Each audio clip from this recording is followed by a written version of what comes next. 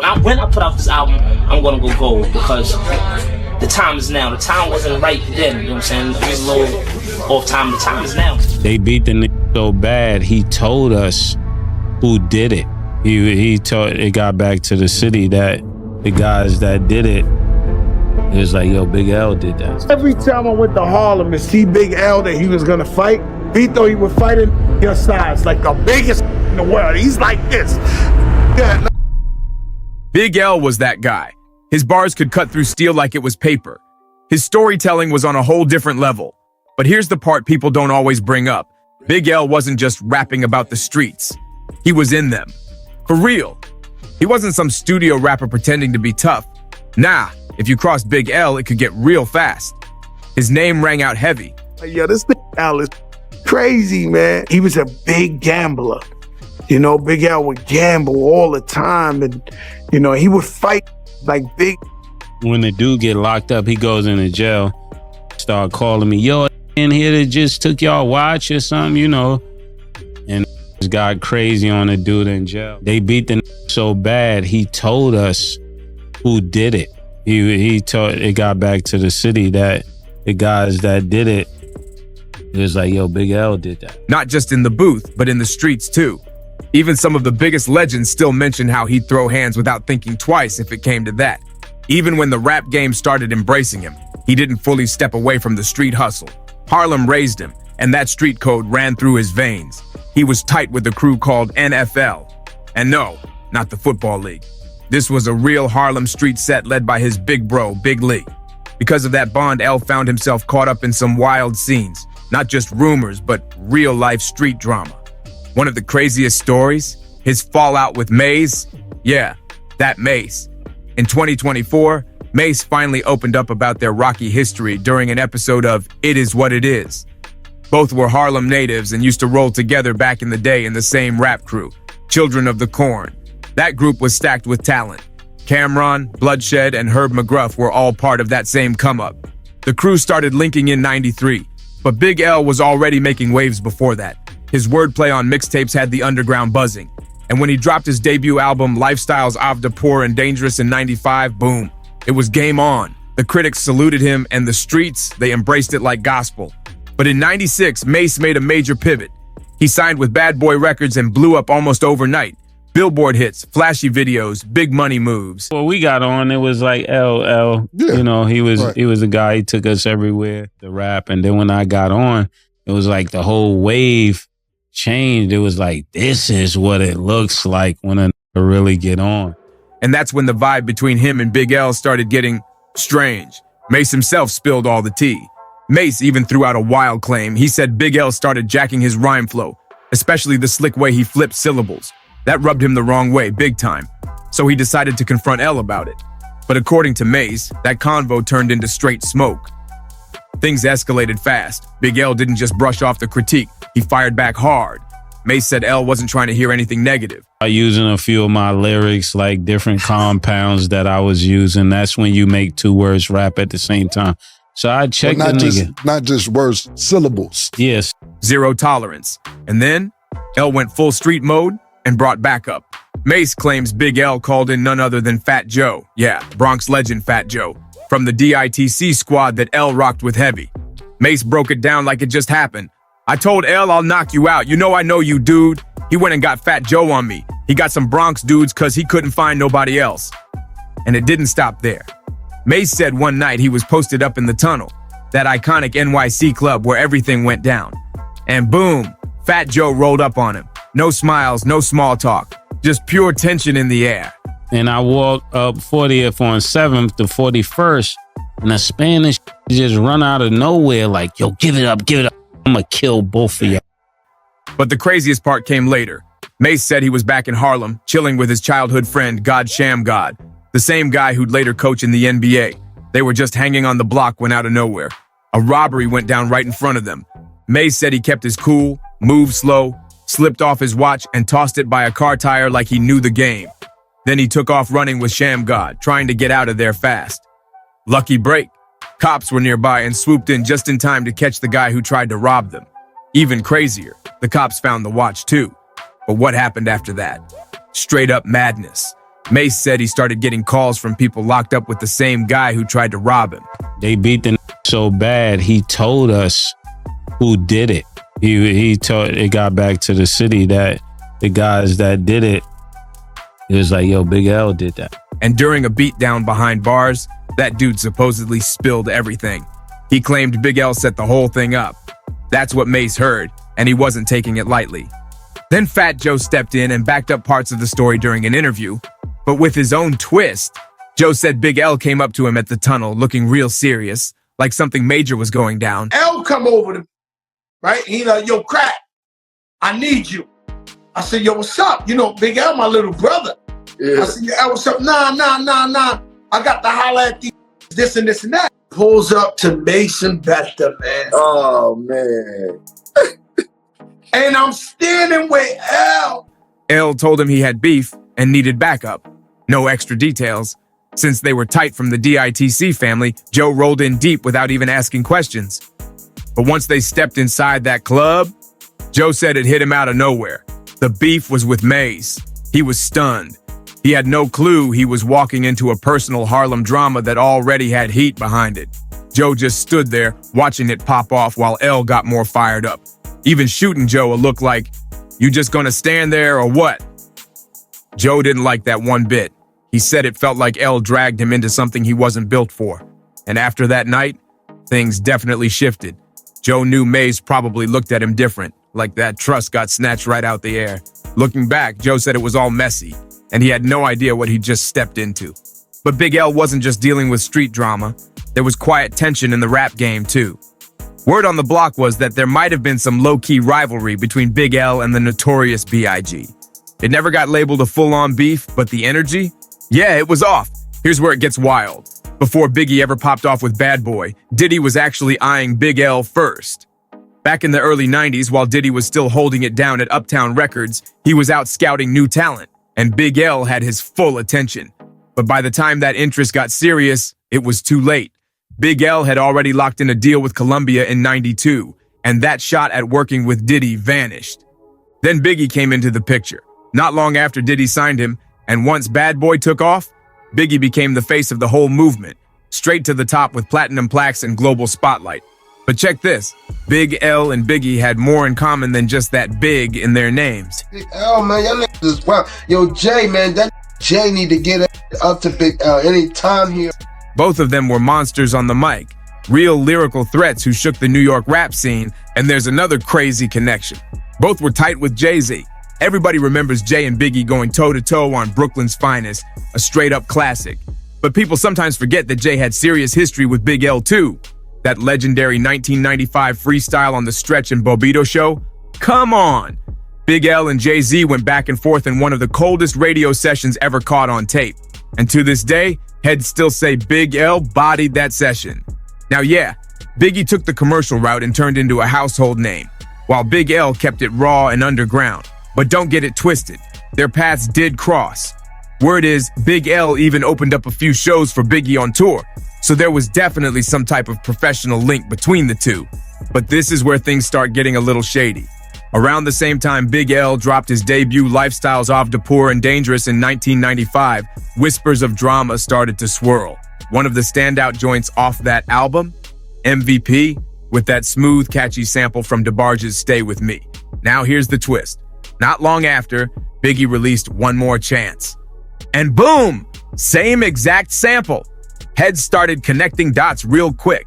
Fans and industry folks alike were wondering, was Biggie biting L's track? Some even claimed One More Chance sounded a little too close to MVP. Big L never called it out in public, but the streets were watching and talking. Things reportedly didn't heat up between Big L and Biggie directly, but behind the scenes, the tension between their squads started bubbling. That's when the streets got involved, and it stopped being just music. Big L's older brother, Big Lee, had major pull in Harlem. He was tight with a dude named Reg, a serious street figure connected to the NFL crew and known to be affiliated with real hitters like Black Just from the infamous Supreme Team. Reg wasn't the type to play games. According to Street Talk, Reg had a run-in with a junior MAFIA member at a Chinese takeout spot. And this wasn't just a regular confrontation. Reg allegedly gave him a cold stare, flashed a strap, and straight up snatched his chain. Now here's the wild part. That chain? Rumor had it was the same one Biggie had flexed on an episode of Martin. That's how deep it got. After that robbery, Junior Mafia was heated. Word was they started looking for Reg Heavy, ready to run him down and snatch the chain back. But Reg? Man, he wasn't ducking anything. Street sources said he told them flat out, if they wanted it, they'd have to come take it in blood. He wasn't giving up nothing. Meanwhile, over at the legendary Tunnel nightclub, NYC's hottest Sunday night spot, Big L was a known regular. Folks who were around said every time L hit the scene, he'd borrow one of Reg's icy chains to keep that flashy image on point. In a room full of label execs and street bosses, you had to look the part. And here's where the story gets even wilder. That flashy chain Big L was rocking at the Tunnel on certain nights. Word in the street says it might have been the chain, the one snatched off a Junior Mafia member, maybe even straight from Biggie's own neck. Some say that exact chain had been seen on Biggie in an episode of Martin. If true, that would have been the ultimate flex and pure disrespect. But as crazy as all that street heat sounds, Big L's legacy ain't just about drama. What truly made him legendary wasn't who he ran with or what happened in back alleys. It was his pen. That man had unmatched lyrical talent and a love for the craft that you could feel in every line he spit. Big L didn't just rap, he lived hip-hop. His energy was raw, his bars were razor sharp, and his flow untouchable. He had the kind of wordplay that made even the most seasoned rappers take notice. That's why both the streets and the music game gave him his respect. Born Lamont Coleman on May 30th, 1974, in Harlem, New York, L was the youngest of 3 kids growing up in a tough situation. His father bounced out early, leaving his mother to raise 3 boys alone in a tiny 2-room apartment on 139th Street and Lenox Avenue. Finesse in a record store, I told him nice, put me on, told me to drop for him, I dropped, he liked it. We exchanged numbers, he started letting me open his shows. Then he put me on his remix single and all that. That block, it would later become famous thanks to Big L's come up. As the baby of the family, they called him Little L back then. But don't get it twisted, even as a kid, he had something different about him. That spark was always there.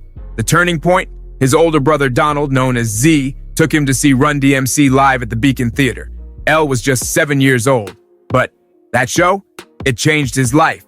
From that moment, he was hooked. Something lit up inside him. And by age 12, hip-hop had taken over.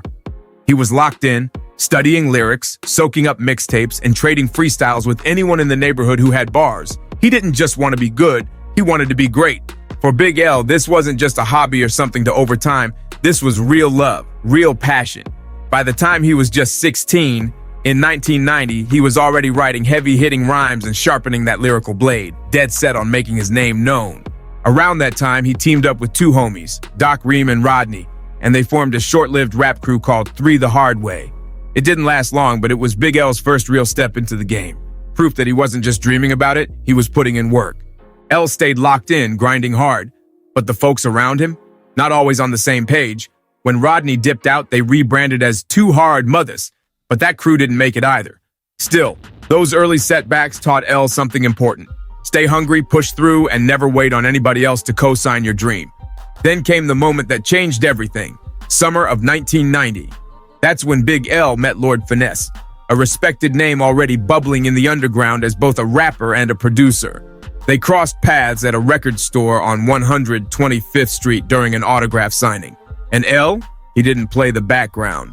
He stepped right up and dropped a freestyle on the spot. No hesitation, no fear, just bars. That moment hit different. It left an impression, and that connection with Finesse would end up cracking the door wide open for L's career. Meanwhile, L was still doing his thing at Julia Richmond High School.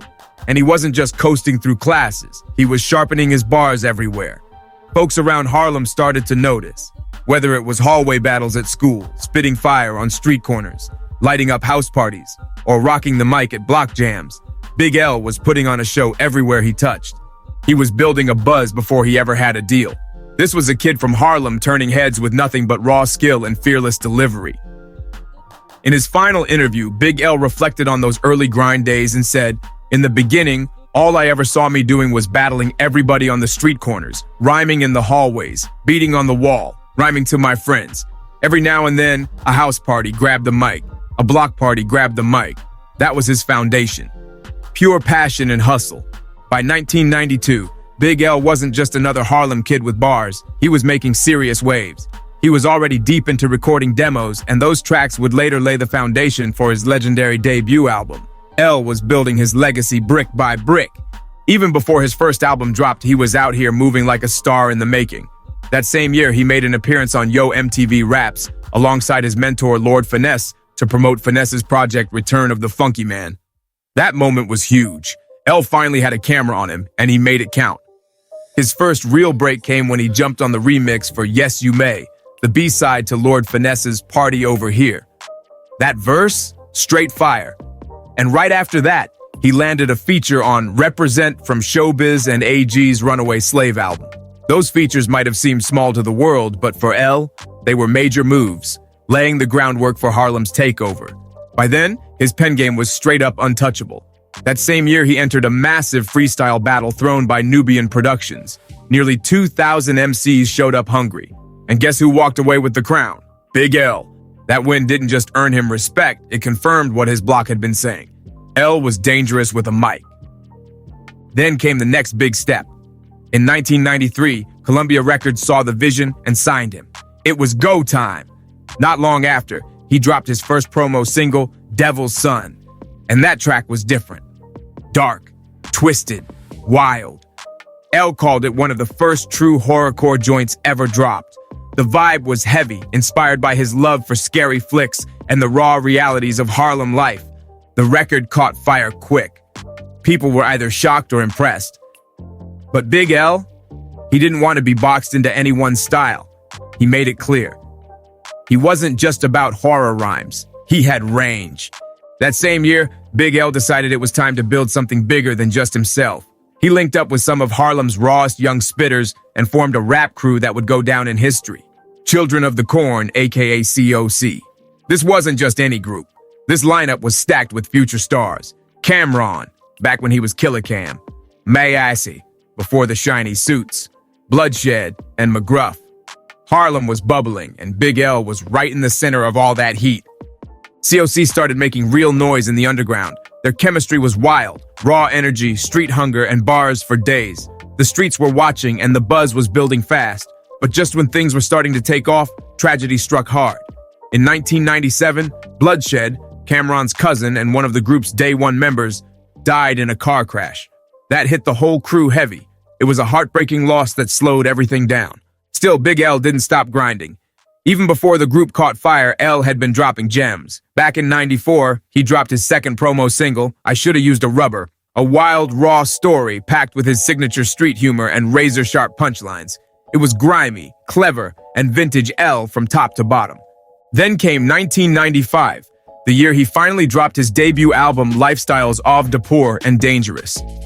It debuted at number 149 on the Billboard 200 and climbed to number 22 on the top R&B hip-hop albums chart.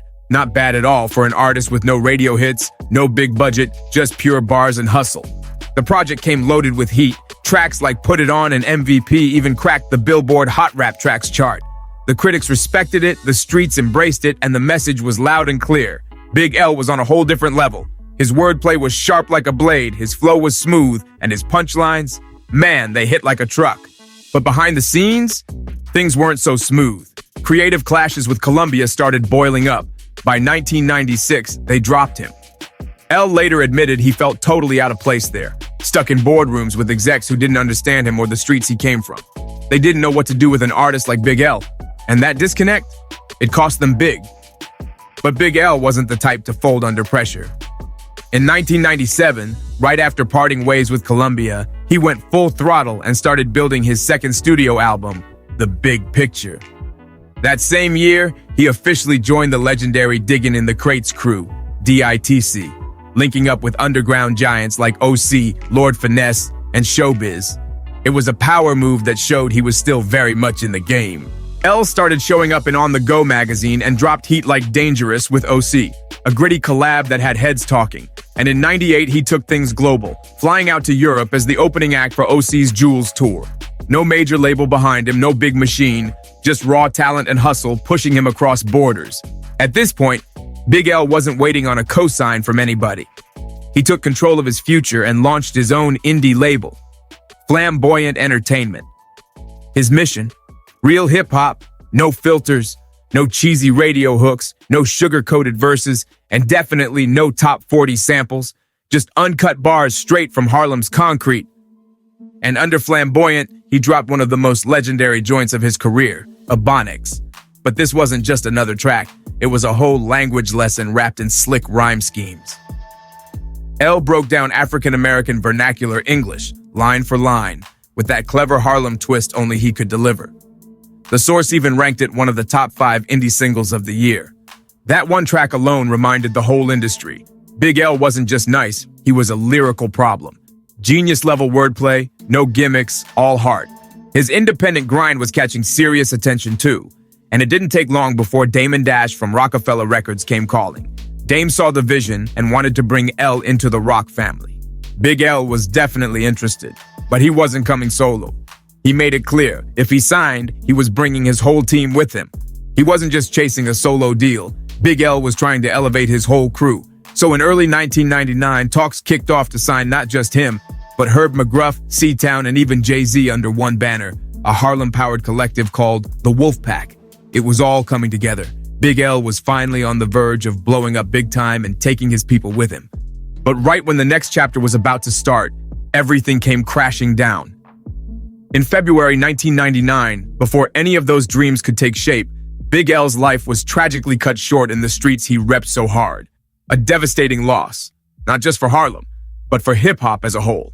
His legacy, though, untouchable. Bars that still inspire, a style that still hits, and a story that deserves to be remembered forever.